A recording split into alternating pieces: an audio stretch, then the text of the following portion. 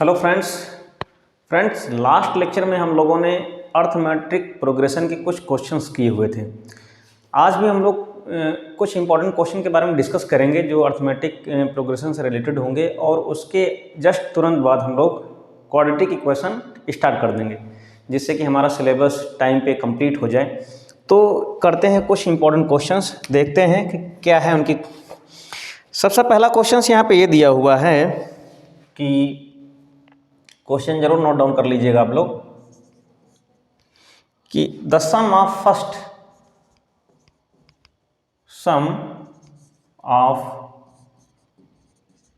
First 20 terms of an AP in which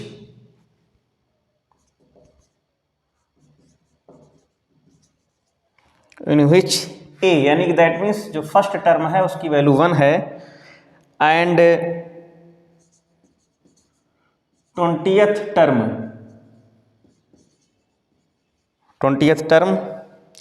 is 58 इसके कुछ options दिए हुए हैं। पहला ऑप्शन है 590, दूसरा ऑप्शन है 588, तीसरा ऑप्शन है 591 एंड चौथा ऑप्शन है डी 592। ओके, ये दिया हुआ है। सबसे पहले क्वेश्चंस को ध्यान में देख, यहाँ पे कह रहा है सम ऑफ फर्स्ट 20 टर्म्स। ओके, ये फाइंड आउट करना, अगर कोई एपी है ये हमें क्या करना है, ये हमें निकालना है। सम ऑफ फर्स्ट 20 टर्म्स, कोई भी एपी गिवन है, अर्थमेटिक प्रोग्रेशन गिवन है, उस अर्थमेटिक प्रोग्रेशन का सबसे पहले तो यहाँ पे क्या गिवन है, ए की वैल्यू ये गिवन है। जो चीज़ गिवन है उन्हें हम हाईलाइट करेंगे, और इसकी वैल्यू दी हुई है जो 20वां टर्म है, 20th टर्म की वैल्यू कितनी दी हुई है ये। तो यहाँ से गिवन क्या क्या है वो हम लोग देख लेंगे। गिवन है यहाँ से ए की वैल्यू 1 है एंड जो 20th टर्म है टी 20 की वैल्यू दी हुई है 58। ओके, तो यहाँ से इसकी वैल्यू क्या हो जाएगी, a plus 19d okay is equal to 58। अब इसकी वैल्यू को सब्स्टिट्यूट कर देंगे तो यहाँ से कितना हो जाएगा, 1 हो जाएगा and 90d is equal to 58। इसको इधर ट्रांसफर कर देंगे तो कितना हो जाएगा, 57 हो जाएगा। तो यहाँ से d की वैल्यू आ जाएगी 1957। ये हो गया। अब हमें क्या निकालना है, 20 टर्म का सम निकालना है। तो यहाँ से क्या लिखेंगे कि S20 इज इक्वल टू 20/2 अपान में 2a। 2a क्या हो जाएगा, 2 एकम 2 एंड फिर क्या लिखा हुआ है n-1 इंटू डी, यानी कि 19d आ जाएगा। तो 19d, तो 19d की वैल्यू क्या है, यहाँ पे 3 है। ओके, ये यहाँ से 10 हो जाएगा। अब 19 थे 57, 57 2 59, और जब मल्टीप्लाई करेंगे 59 का 10 से तो यहाँ से आ जाएगा 590, जो कि आंसर फर्स्ट है। तो फिर से आप लोग देख सकते हैं यहाँ पे फाइंड आउट क्या करना है, क्वेश्चन पे अटेंशन करते हैं। कह रहा है कि sum of first 20 terms of an AP in which first term is equal to a and 20th term की वैल्यू दी हुई है 51 दी हुई है। अब यहाँ पे हमें सम ऑफ फर्स्ट 20 टर्म्स की वैल्यू फाइंड आउट करना है। तो यहाँ से ए गिवन है एंड T20 की वैल्यू दी हुई है 58 दी हुई है। तो T20 दैट मीन्स इसका मतलब क्या है कि a plus 19d is equal to 58। Then यहाँ से d की वैल्यू कितनी आ जाएगी, 3 आ जाएगी। S20 कितना हो जाएगा, 20/2, 2 प्लस यानी 2a, a से मल्टीप्लाई करेंगे 2, 90 इंटू 3 यानी कि n-1 दैट मीन्स 20-1 इंटू 3। तो यहाँ से आंसर आ जाएगा 590। ओके, ये है आंसर। नेक्स्ट क्वेश्चन पे आते हैं।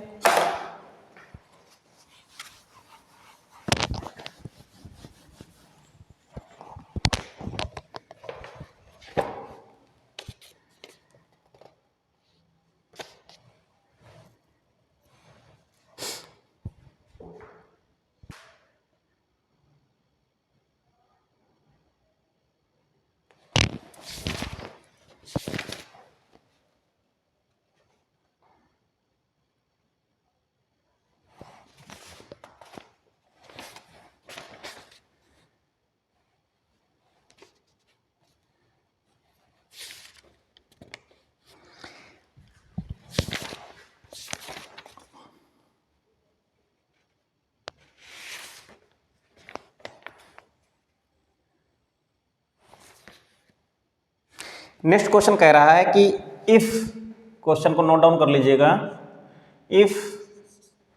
इफ सम ऑफ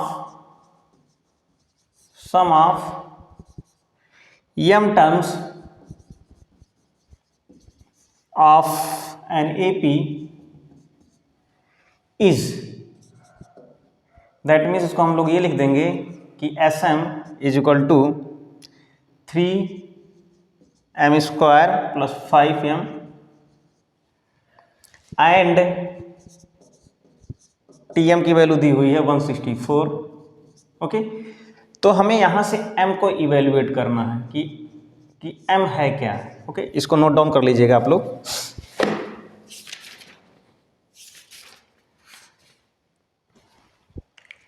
अब इसके आगे ये देखते हैं कि एक फार्मूला होता है, उसको आप लोग नोट डाउन कर लीजिएगा।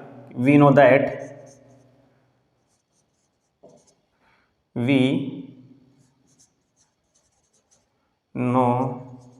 That TM is equal to SM minus SB।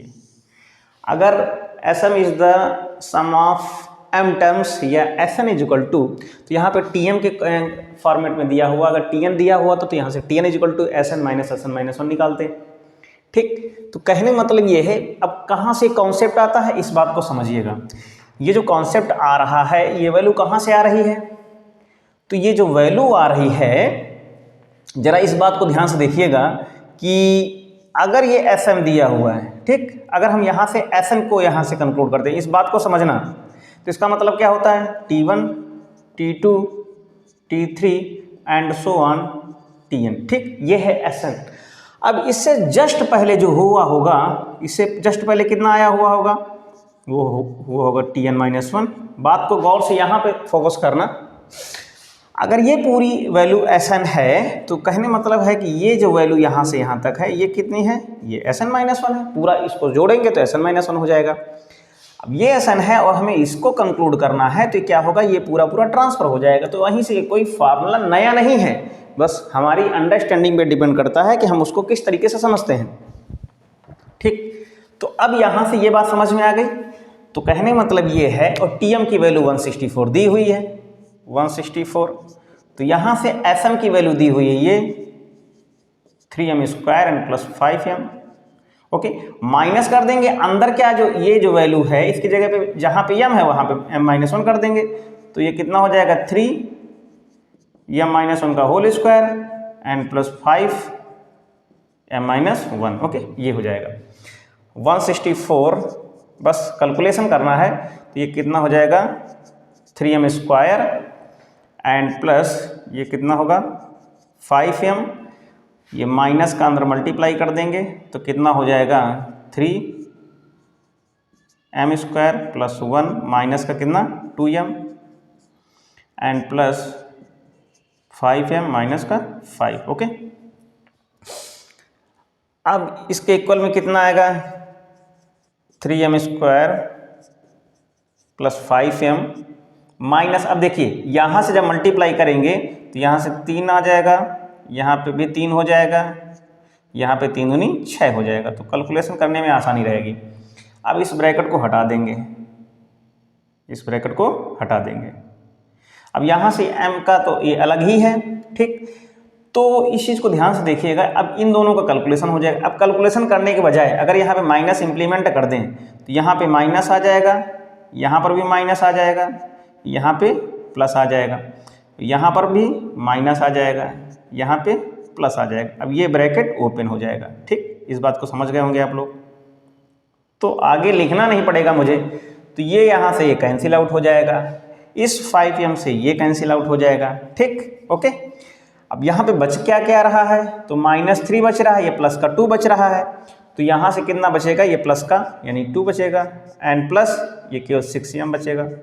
Okay, ये यहाँ से 164। अब यहाँ से इसको ट्रांसफ़र कर देंगे तो 6m की वैल्यू कितनी हो जाएगी, 162 हो जाएगी। 6 दूनी 12, 12 4 16, 6 7 42। यहाँ से इसको काटेंगे तो 6 दूनी 12 और 6 7 42।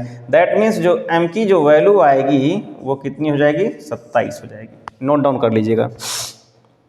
ओके, m की वैल्यू क्या हो जाएगी, 27 हो जाएगी। इसको फिर से एक बार हम लोग गौर देख लेते हैं। कह रहा है कि if sum of m terms of an AP is, ये दिया हुआ है, ये वैल्यू दी हुई है। ओके, अब यहाँ से Tm की वैल्यू दी हुई है इतनी, हमें m की वैल्यू फाइंड आउट करनी है। तो we know that Tm is equal to होता है Sm माइनस Sm-1। बस वैल्यू सब्सिट्यूट करते चले जाएंगे यहाँ से, ये इतना हो जाएगा, यहाँ पे m की जगह पे m-1 रिप्लेस कर देंगे। तो यहाँ से कंक्लूड करने के बाद हमें इतना मिलेगा। ये जो हमारा ये जो राइट हैंड साइड है, राइट हैंड साइड को अगर हम सॉल्व करते हैं तो 2 + 6m आता है। तो यहाँ से 6m इज इक्वल टू हो जाएगा 164 - 2, दैट मीन्स 16 कितना हो जाएगा, 2 हो जाएगा। ठीक, कैलकुलेट कर लेंगे तो m की वैल्यू 27 आ जाएगी। आगे नेक्स्ट क्वेश्चन पे आते हैं।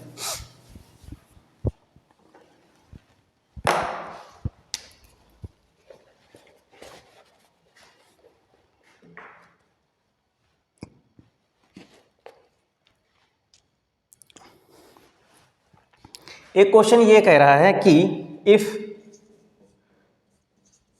a इज इक्वल टू, यानी that means first term is equal to 7, okay, and a13 that means 13वां जो पद है वो 35 कह रहा है। अब कह रहा है कि d की वैल्यू फाइंड आउट करना है।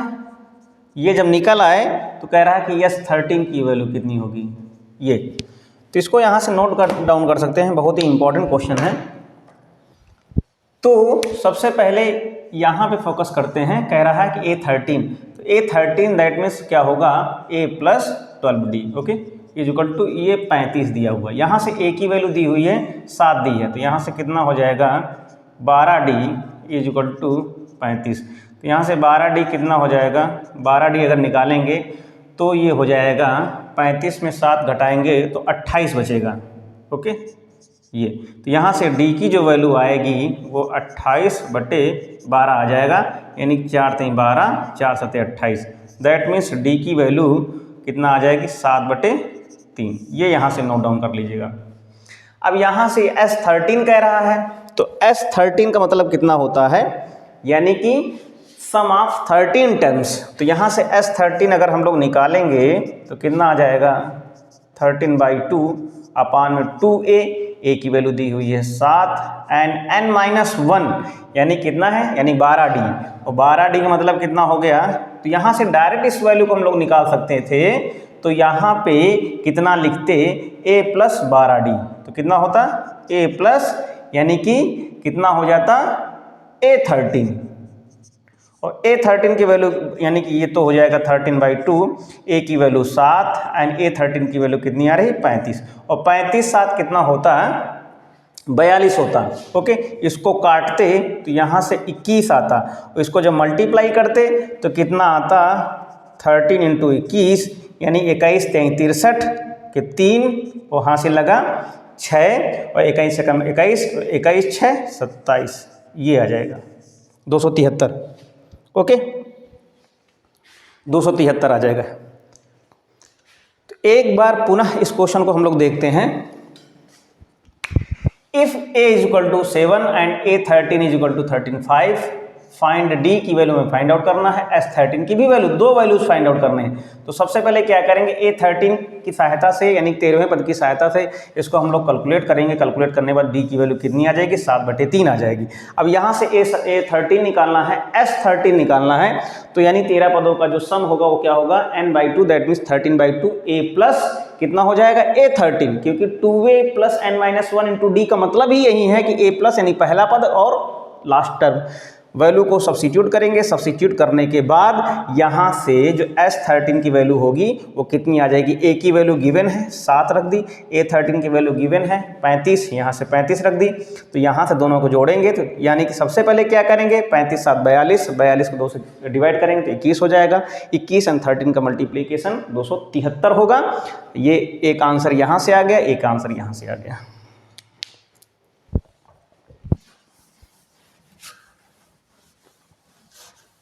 Okay, next question.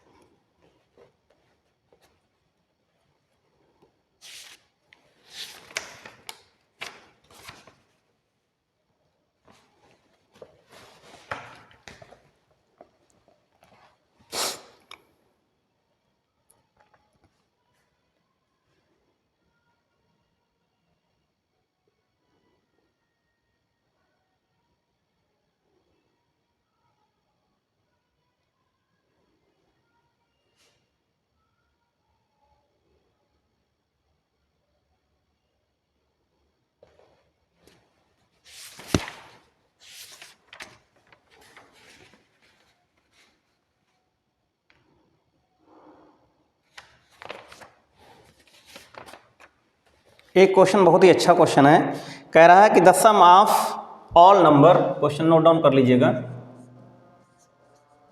Some of all number between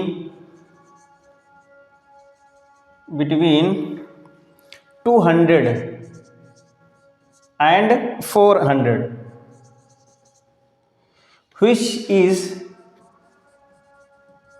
which are divisible by 7। Okay, ये कह रहा है। इस क्वेश्चन को नोट डाउन कर लीजिएगा। अब यहाँ पे बात ये हो रही है कि डिविजिबल की बात हो रही है, तो अब यहाँ पे ये जो दो नंबर दिए हुए हैं, यानी इनके बीच का ही हमें क्या करना है, इनके बीच की ही जो टर्म्स होंगे 200 और 400 के बीच के जो टर्म्स होंगे उनका हमें सम फाइंड आउट करना है। लेकिन जो टर्म्स होंगे उनकी कंडीशन कह रहा है कि 7 से डिविजिबल हो। ओके, तो यहाँ से सबसे पहले अगर हम लोग यहाँ पे देखेंगे तो 200 के आगे बढ़ेंगे तो पहले बढ़ने का कोई मतलब ही नहीं, 203 और इसके आगे बढ़ते चले जाएंगे, ये 400 नहीं होगा तो क्या होगा 399। ठीक, ये 399 और ये 203, इसके पहले जितने भी होंगे वो सारी नंबर्स क्या होंगे, डिवाइड होंगे।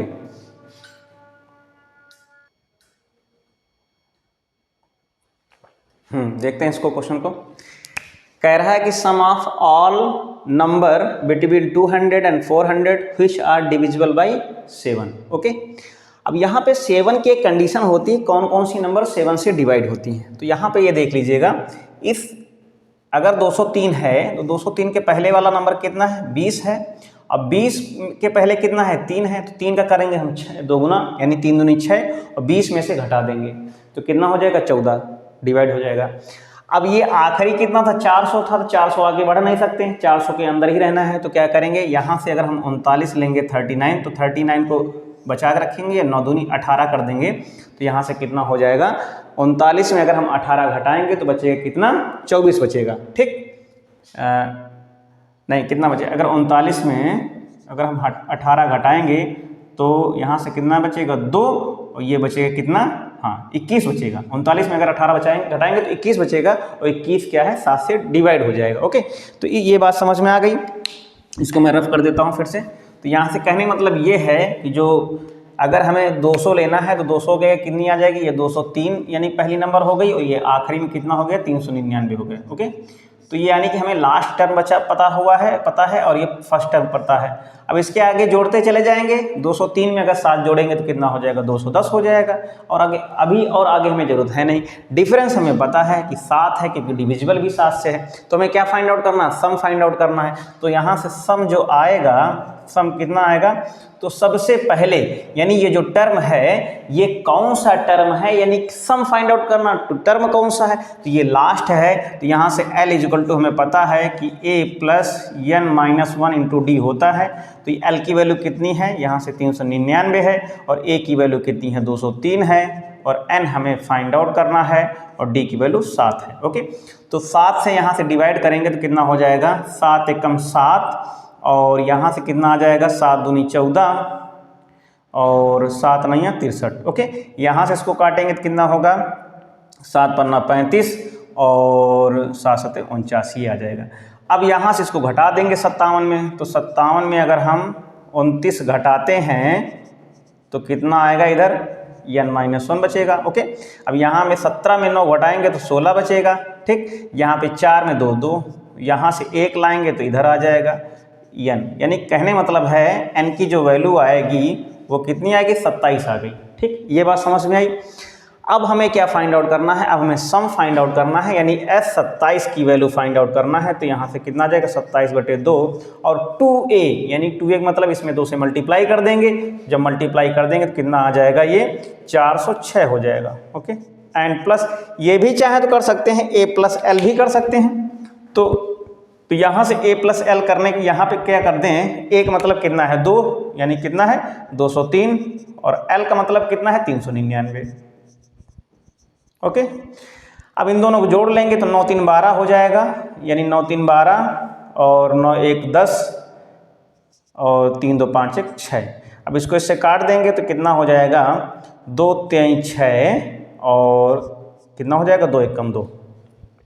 ठीक, तो अब इसका क्या करेंगे, हम मल्टीप्लाई कर देंगे। तो मल्टीप्लाई करने के बाद इसकी जो वैल्यू आएगी, यानी कि कितनी वैल्यू आएगी, यहाँ से एक चीज़ यहाँ पे ध्यान से देख लें तो 7 एकम 7, 1 मिनट, n को कैलकुलेट कर लें। n शायद यहाँ से गड़बड़ आ रहा है, n की वैल्यू 27 नहीं आएगी। फिर से देख लेते हैं। तो कहने मतलब ये है, ये 399 है, फार्मूला लिख देते हैं Tn, या L लिख लें डायरेक्ट। L इक्वल टू कितना है, a + n-1 इंटू डी। तो L की value 399 equal to a 203 n + n-1 into D. D कितना है, 7 है।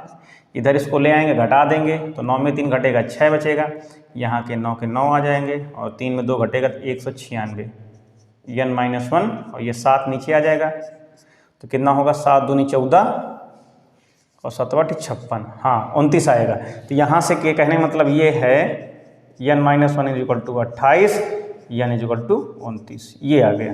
दैट मीन्स n की वैल्यू 29 आएगी। ओके, तो अब यहाँ से अगर हम अगर s 29 की वैल्यू निकालेंगे तो 29/2 हो जाएगा। अब यहाँ से a + l, a + l का मतलब कितना हुआ, 203, l कितना है 399। ओके, अब यहाँ से क्या करेंगे, अगर 9 3 12 हो गया, और 9 1 10 और 3 2 5 1 6, इसको काटेंगे तो उतना ही आएगा। यानी कहने मतलब ये है कि 2 3 6 और 0 2 1 कम 2। ठीक, अब यहाँ पे क्या करेंगे, 29 और 301 का गुणा कर देंगे, तो गुणा करके कितना आएगा, यहाँ पे इसकी वैल्यू कितनी आएगी, 27 29 आ जाएगी, 87 29, ये आ गया, ये आंसर। ओके, तो इसे आप लोग नोट डाउन कर लीजिएगा, ये आंसर आ जाएगा। तो इसको एक बार हम फिर से देख लेते हैं। Sum of all number between 200 200 and 400 which are divisible by 7। Condition ये दी हुई है कि 200 और 400 के बीच की जितनी भी संख्याएं हैं उनका सम फाइंड आउट करना है, बशर्ते वो जो सारी संख्याएं होनी चाहिए 200 और 400 के बीच में, वो क्या है, 7 से डिविजिबल हो। तो पहली नंबर 200 के आगे बढ़ेंगे तो पहली नंबर 203 हो जाएगा जो 7 से डिविजिबल है, और 400 के पहले आएंगे 399, वो क्या है, 7 से डिविजिबल है। तो यहाँ से लास्ट टर्म की सहायता से हम लोग क्या करेंगे, लास्ट टर्म की सहायता से यहाँ पे हम n को कैलकुलेट कर लेंगे। n कितना आएगा, 29 आएगा। तो इसका मतलब ये है कि 20 पदों का हमें योगफल निकालना है, 203 और 399। तो यहाँ से निकालेंगे तो कितना आ जाएगा, s 29 इक्वल टू आ जाएगा 8729। ओके, इस तरीके से क्वेश्चन को हम लोग कैलकुलेट कर लेंगे। नेक्स्ट क्वेश्चन पे आते हैं। तो फिलहाल ये रहा क्वेश्चनों का एक कलेक्शन था जिसके बारे में हम लोगों ने डिस्कस किया। अब हम लोग क्या करेंगे, इसके आगे क्वाड्रेटिक इक्वेशन के बारे में हम लोग डिस्कस करेंगे। क्वाड्रेटिक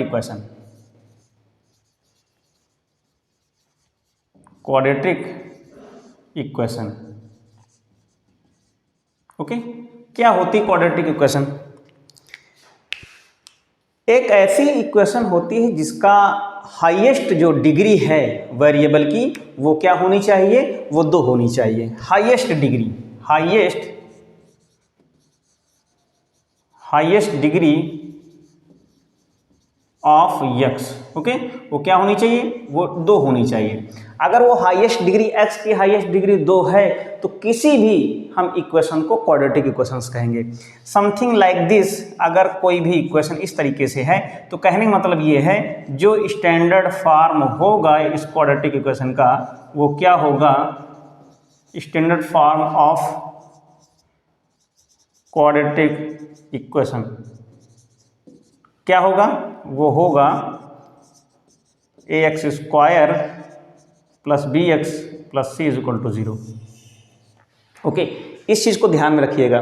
अगर कोई भी क्वाड्रेटिक इक्वेशन दी हुई है, अगर कोई भी क्वाड्रेटिक इक्वेशंस दी हुई है तो उस क्वाड्रेटिक इक्वेशन का जो फॉर्म होगा, स्टैंडर्ड फॉर्म होगा, वो क्या होगा, ये होगा। जहाँ पर ये जो ए बी सी हैं वो सब के सब क्या है, वो सब रियल नंबर हैं। ए बी सी ये सब क्या है, ये सब की सब रियल नंबर है। क्या है, रियल नंबर है। अब यहाँ पे एक बात आती है कि ये जो क्वाड्रेटिक इक्वेशन होगी, इस क्वाड्रेटिक इक्वेशंस के रूट्स क्या होंगे, जो इसके जीरोस क्या होंगे। तो इसकी कंडीशंस हैं, अगर क्वाड्रेटिक इक्वेशंस है, अगर क्वाड्रेटिक इक्वेशन है तो इस क्वाड्रेटिक इक्वेशन के 2 एंड ओनली 2, ओके। तो 2 का मतलब ये वाला 2 नहीं, ये वाला 2, 2 and only 2 and only 2 roots, ये भी चीज याद रखिएगा। अगर कोई भी क्वाड्रेटिक इक्वेशंस दी हुई है इस फॉर्म की, ax square plus bx plus c equal to 0, अगर इस फॉर्म में कोई भी क्वाड्रेटिक इक्वेशंस दी हुई है तो उसके 2 और केवल 2 ही इक्वेशंस रूट्स होंगे हर हाल में, ना 2 से ज़्यादा होंगे ना 2 से कम होंगे। ठीक, ये बात समझ में आई। जैसे एक इक्वेशंस हम लोग लेते हैं, अब देखते हैं वहाँ पे कि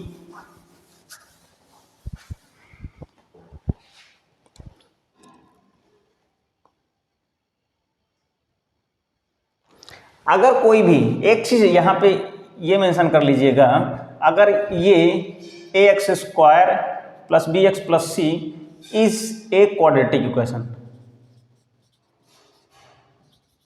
क्वाड्रेटिक इक्वेशन, ओके, ये क्वाड्रेटिक इक्वेशन दी है and alpha is root alpha and beta roots of this, then सबसे पहले क्या हो जाएगा, a alpha square b alpha plus c is equal to 0। तो यहाँ से अगर यहाँ पे अगर हम लोग सब्स्टिट्यूट करते हैं तो इसकी वैल्यू कितनी आएगी, 0 आएगी। सिमिलरली क्या होगा, similarly beta square plus b beta c, इसकी जो वैल्यू होगी वो क्या होगी, 0 होगी। कहने का मतलब ये है कि अगर इस तरीके से कोई भी क्वाड्रेटिक इक्वेशन दी हुई है एंड अल्फा हो या कोई भी हो, जो 2 रूट्स इसके दिए हों तो वो रूट्स इसको सेटिस्फाई करेंगे। यहाँ पे x जगह पे अगर उनको हम इम्प्लीमेंट कराते हैं, सब्स्टिट्यूट कराते हैं, तो वहाँ से उसकी वैल्यू कितनी आएगी, 0 आएगी। ओके, बात समझ में आई। अगर यहाँ पे हम कुछ ऐसा लेते हैं, कोई इस तरीके से रैंडमली कोई क्वाड्रेटिक इक्वेशंस लेते हैं, 3x square plus 5x and plus 2 equal to 0, okay, ये इस तरीके से कोई भी क्वाड्रेटिक इक्वेशंस दी हुई है, तो अब इसके रूट्स क्या होंगे, दैट मीन्स इसके रूट्स क्या होंगे, रूट्स क्या होंगे। तो रूट्स निकालने के लिए क्या करेंगे, सबसे पहले अगर इस तरीके से दिया हुआ है तो क्या करेंगे हम लोग, 2 तरीके होते हैं, एक फैक्टराइजेशन मेथड करेंगे। क्या करेंगे, इसको हम फैक्टराइज कर देंगे, फैक्टराइजेशन, 2 3 6, 2 3 6, 3 दूनी 6 एंड 3 दूनी 5। कहने का मतलब यह है, यानी कि इसको स्प्लिट कर दें, यहाँ से मल्टीप्लाई कर दें, तो यहाँ से कितना आ जाएगा, तो ये हो जाएगा 3x square and 3x and plus 2x and plus 2 is equal to 0। ये इसके साथ अटैच हो जाएगा, इसके साथ अटैच हो जाएगा, यहाँ से 3x कॉमन कर लेंगे तो यहाँ से कितना आ जाएगा, x प्लस 1 आ जाएगा, एंड प्लस 1 कॉमन करेंगे, 2 कॉमन कर लेंगे तो यहाँ से x प्लस 1 आ जाएगा इज इक्वल टू 0। तो यहाँ से एक तो ये हो जाएगा x प्लस 1 एंड दूसरा हो जाएगा 3x plus 2 is equal to 0। यहाँ से क्या करेंगे, x plus 1 is equal to 0 करेंगे तो यहाँ से we will get x is equal to -1 and यहाँ से 3x plus 2 is equal to 0 करेंगे, then after that we will get x is equal to -2/3। ये दो रूट्स हमको मिल जाएंगे in case of factorisation.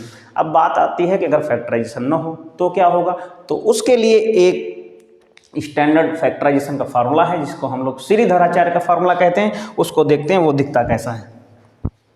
Okay, अगर फैक्टराइजेशन ना हो, नॉट फैक्टराइजेशन, तो यहाँ पे नोट कर ऐसे लिख देंगे नॉट फैक्टराइजेशन।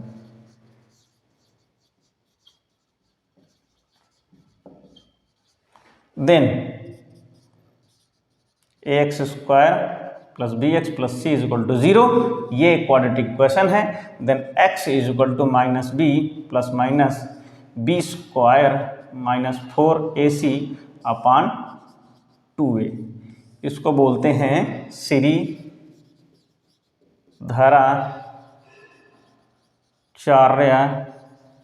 फार्मूला। ओके, ये इसको नोट डाउन कर लीजिएगा।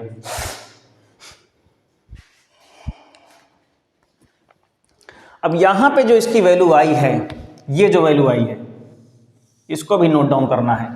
ये एक रिप्रेजेंटेशन है जिसको हम लोग डी फॉर डिस्क्रिमिनेंट बोलते हैं, discriminant.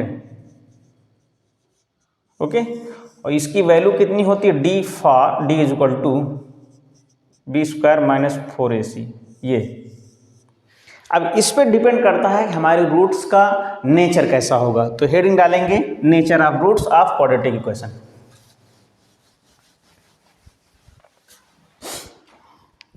Nature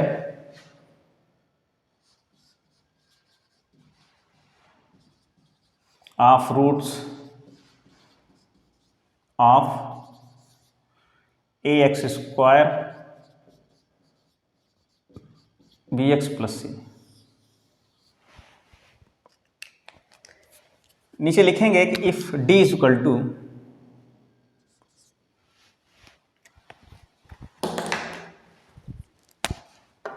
d is equal to B square minus 4ac।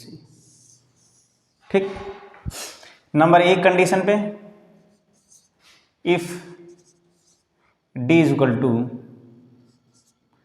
d is greater than 0, तो यहां पे क्या लिखेंगे, roots unequal and real. Okay, number 2 पे if d is equal to 0, तो लिखेंगे roots equal and real. And last if d is less than 0, then roots not real. Okay, तो इसको फिर से देख लेते हैं। नेचर ऑफ जो रूट्स है, कोई भी अगर क्वाड्रेटिक इक्वेशंस दी हुई है इस तरीके से ax square plus bx plus c is equal to 0 and d is equal to b square minus 4ac, in under the condition of d, if d is equal to 0, sorry, nature of roots of quadratic nature of roots of any quadratic equations and d is equal to B square minus 4ac। अगर d B square minus 4ac दिया हुआ है तो d के basis पर अगर d की value greater than 0 है तो रूट्स अनइक्वल होंगे और रियल होंगे।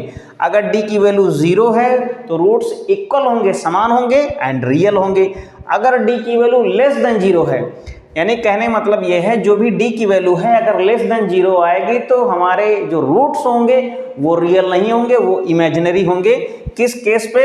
अगर इस तरीके से दिया हुआ है कि x की वैल्यू दी हुई थी -b प्लस माइनस ये यहाँ पे दिया था b² - 4ac अपान 2a। ओके, अगर ये निगेटिव आ जाएगा तो रूट के अंदर अगर निगेटिव आएगा दैट मीन्स क्या होगा? माइनस आ जाएगा। तो माइनस कब होता है? जब उसकी वैल्यू को अगर यहाँ पे लिखा हुआ -1 लिखा है तो इसका मतलब क्या है? ये i² के फॉर्म में आ जाएगा और i² की वैल्यू एक इमेजिनरी नंबर है तो वहाँ पे इस तरीके से केस पे क्या होगा? इन सारी चीज़ों को याद कर लेना जिससे कि हमें हेल्प मिलेगी। ओके, अब यहाँ पे एक चीज़ और है कि अगर जो हमारी क्वाड्रेटिक इक्वेशन है उस क्वाड्रेटिक इक्वेशन के जो कोफिशिएंट हैं, जो रूट्स हैं, उनमें रिलेशन क्या है? तो सबसे पहले हेडिंग डाल लीजिएगा रिलेशन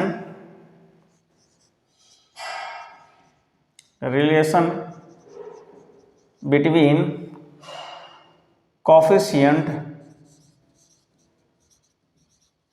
एंड रूट्स। ओके, तो सबसे पहले यहाँ पे देखते हैं कि अगर हमारे पास कोई भी इस तरीके से क्वाड्रेटिक इक्वेशन दी हुई है plus b = 0 if alpha beta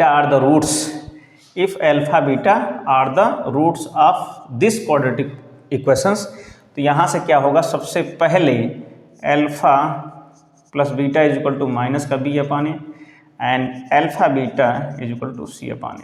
इसको नोट डाउन कर लीजिएगा। If relation between coefficient and roots of any quadratic equations, if alpha and beta are the roots of this quadratic equation, then alpha beta पहली equations क्या बनेगी? Alpha beta = -b/a and alpha beta = c/a।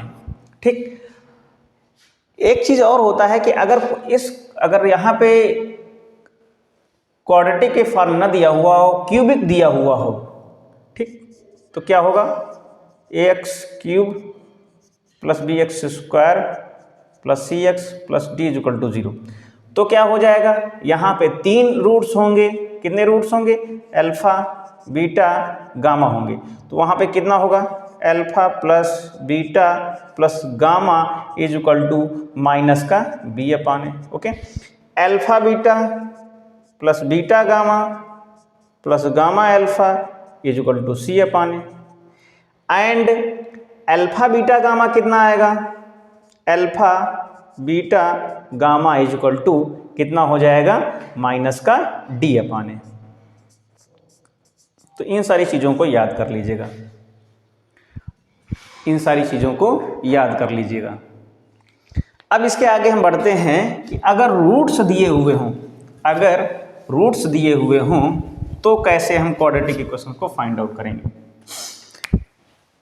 If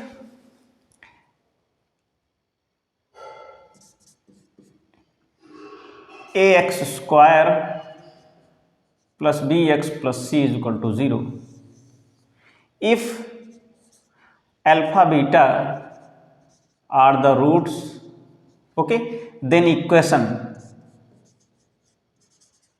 equation कैसी बनेगी? तो क्या होगा?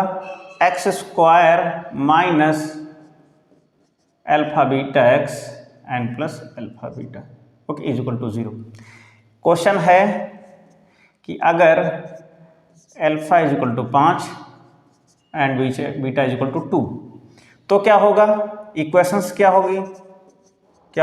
x² minus 5 plus 2 x and 5 दूनी 2, तो कितना हो जाएगा? x² minus 7x and plus 10 = 0। देखते हैं यहाँ से, अगर किसी भी क्वाड्रेटिक इक्वेशंस के रूट्स गिवन हो तो वहाँ से हम क्या कर सकते हैं? क्वाड्रेटिक इक्वेशन का फॉर्मेशन कर सकते हैं।